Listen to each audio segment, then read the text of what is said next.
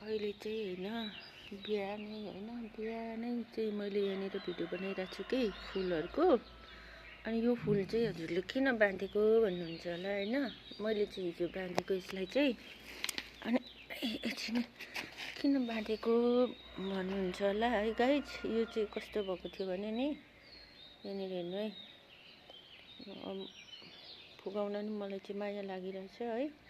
यो फुगाउने बित्तिकै चाहिँ यो अब कस्तो भएको थियो भन्ने कुरा चाहिँ तपाईँहरूलाई देखाउँछु ल, हेर्नु है। अनि त्यही भएर मैले यसरी बाँधेको थिएँ।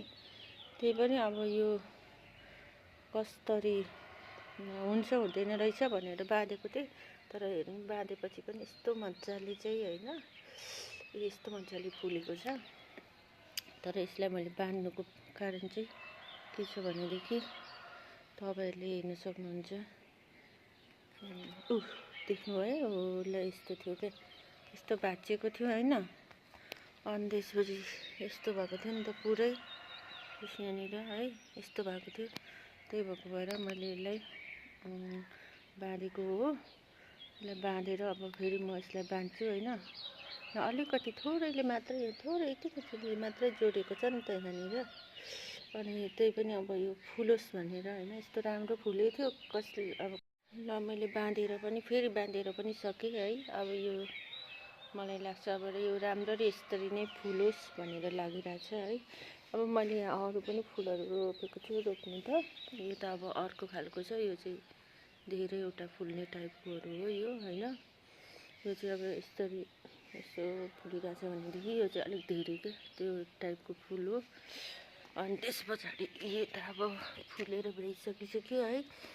अनि यहाँ पनि फुल्दैछ, यहाँ पनि अब सबैतिर लगाएको छु लाउनु चाहिँ होइन।